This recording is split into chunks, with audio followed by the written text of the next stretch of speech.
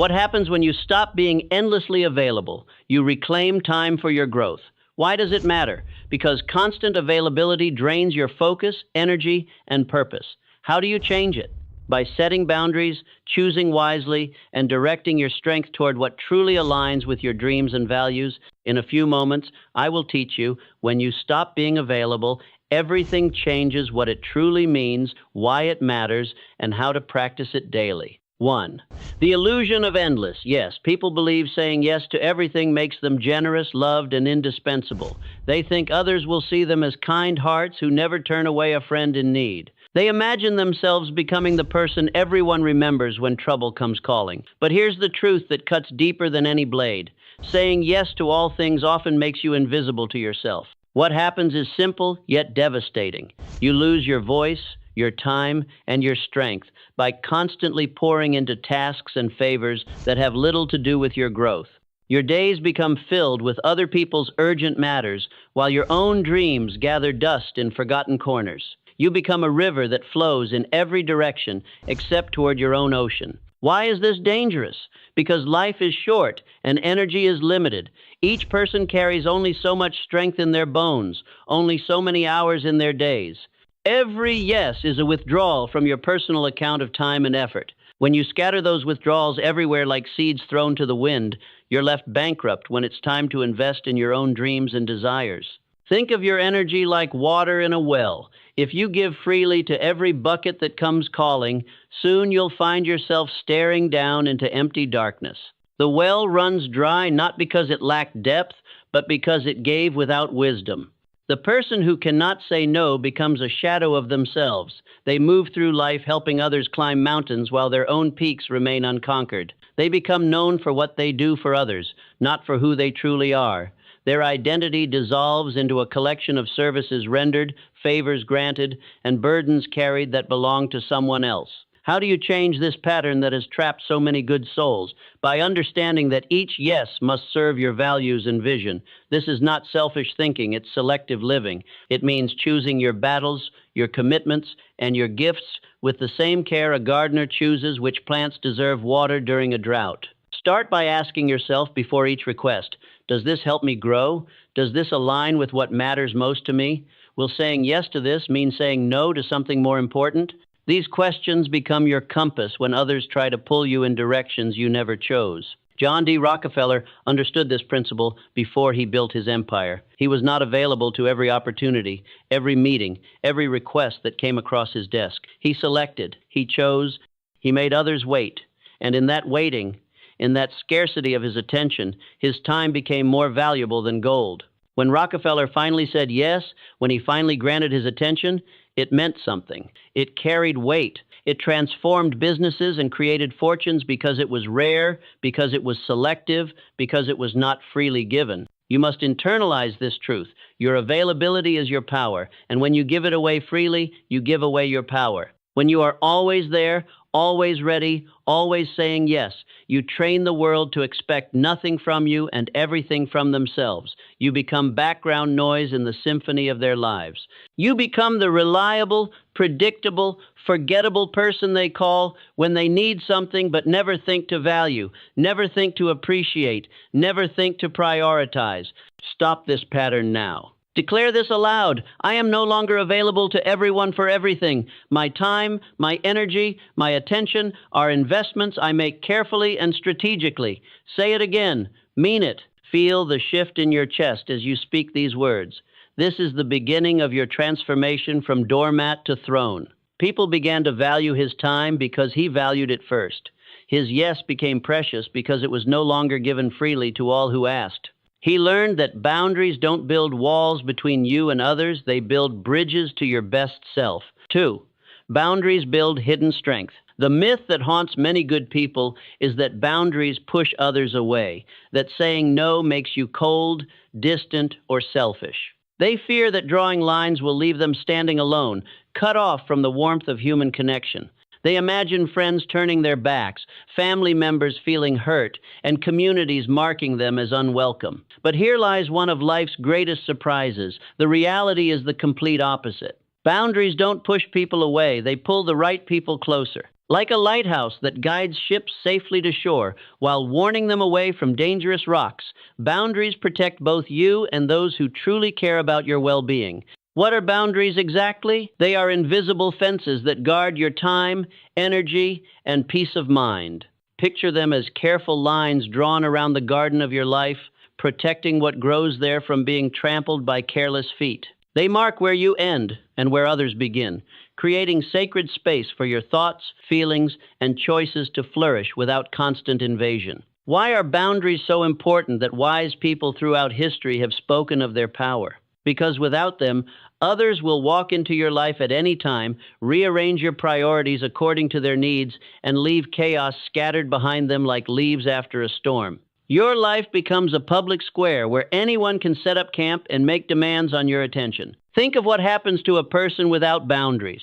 They become like a house with no doors, where strangers wander in and out at will, moving furniture, eating food, and making noise while the owner huddles in confusion, wondering why they feel so tired and invaded. Boundaries are not walls built to keep everyone out. They are gates with you as the gatekeeper. You hold the key and choose what comes in. Some visitors bring gifts of friendship, understanding, and mutual respect. Others come carrying burdens they expect you to shoulder, problems they want you to solve, or demands that drain your strength. The gate allows you to welcome the first group while politely turning away the second. How do you set these life-changing boundaries? By deciding what aligns with your deepest values and then standing firmly by those decisions, even when others pressure you to bend. Start by asking yourself what matters most to you: your health, your family time, your creative pursuits, your spiritual growth. Then protect these treasures like a guard protects precious jewels. I once met a woman who felt drained every single day. She cooked meals for neighbors who never offered to help in return, cleaned houses for friends who took her kindness for granted, and solved every problem that landed on her doorstep. Her own home remained messy, her own dreams stayed locked away, and exhaustion followed her like a shadow. She lived this way for years until one morning she woke up and realized she had forgotten who she was beneath all the giving. That day, she drew a line in the sand of her life. She decided to only help others when doing so didn't sabotage her own health and happiness. The surprising result shook her world in the best way possible. She became stronger, more rested, and more joyful. Her own life began to bloom like a garden, finally receiving proper care. But here's what amazed her most. The same neighbors who had grown used to her endless availability now admired her more than ever before. They respected her choices, valued her time, and treated her with dignity because she had finally learned to respect herself. 3. Silence speaks louder than noise. Many believe constant presence, constant talking, and constant availability show care and connection. They think being everywhere, saying something about everything, and always being within reach proves their worth to others. They fear that stepping back means being forgotten, that quiet moments signal rejection, and that silence equals emptiness or coldness. But here's the truth that cuts through the noise. Silence often carries more power than endless words. In a world that mistakes volume for importance, silence stands as a quiet rebellion. It refuses to participate in the endless chatter that fills rooms, but empties souls. While others exhaust themselves throwing words around like scattered coins, silence sits still and gathers strength. What is silence exactly? It's far more than the absence of sound or speech. Silence is the sacred space where reflection, creativity, and self-awareness come to live and breathe. It's the quiet room inside your mind where important thoughts can finally be heard above the constant demands of daily life. Think of silence as fertile soil where ideas take root and grow into wisdom. Silence is the pause between heartbeats that keeps life flowing, the rest between musical notes that makes melody possible. Without these quiet spaces, everything becomes noise, overwhelming, meaningless noise that drowns out what matters most. Why does silence matter so deeply that wise people throughout ages have sought it like treasure? Because without silence, you never hear your own voice. You only echo the demands, opinions, and expectations of others.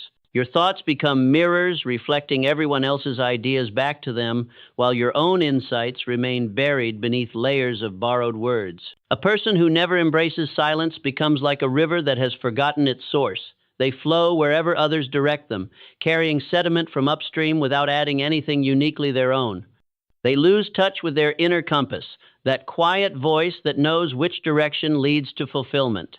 How can silence be practiced in a world that seems allergic to quiet moments? By stepping away from constant company, even when others question your need for solitude, by refusing to fill every gap in conversation with nervous chatter, by choosing stillness over the urge to always be moving, always be talking, always be performing for an audience that may not even be paying attention. Start small. Take walks without companions. Sit quietly before making important decisions. Let conversations breathe instead of rushing to fill every pause with words. These small acts of silence will teach you things about yourself that years of talking never could. I once knew a young man who spent every waking hour surrounded by company, always pleasing crowds, always present at every gathering in town. He prided himself on being the friend everyone could count on, the voice that joined every conversation, the presence that filled every room. But beneath all this activity, his dreams withered like plants kept in darkness. He never gave himself time to think, to question, to discover what he truly wanted from life. His days blurred together in a stream of other people's needs and other people's conversations. He was everywhere and nowhere at once. When he finally learned to embrace silence, to spend evenings in reflection instead of endless gatherings, to walk alone instead of always traveling in groups, something remarkable happened. He discovered clarity about his path that had been impossible to find in the noise of constant company. His silence became his strength, like deep roots that anchor a tree against storms. Most surprising of all, people began to seek his words more, not less. His silence had given weight to his voice, making others listen when he finally chose to speak. 4. Respect is earned through absence. There is a belief that respect comes from being constantly available, always ready to serve, always within reach when others call. People think that showing up everywhere, answering every request, and never saying no will earn them the admiration they seek. They imagine that constant service builds unshakable bonds and guarantees their place in others' hearts. But the reality cuts deeper than this simple thinking. Respect grows when presence is rare, valuable, and purposeful. What does this mean for how you live your life? If you're always present, always saying yes, always appearing whenever someone snaps their fingers, your presence becomes as ordinary as air essential but unnoticed. People stop appreciating what they can count on having whenever they want it. Your availability becomes expected rather than appreciated, taken for granted rather than treasured. Think of water in a desert compared to water from a flowing river. The desert wanderer values every precious drop, while the person by the river barely notices the abundance flowing past their feet. Scarcity creates appreciation. Abundance often breeds carelessness. Why is constant availability harmful to the very relationships you're trying to strengthen?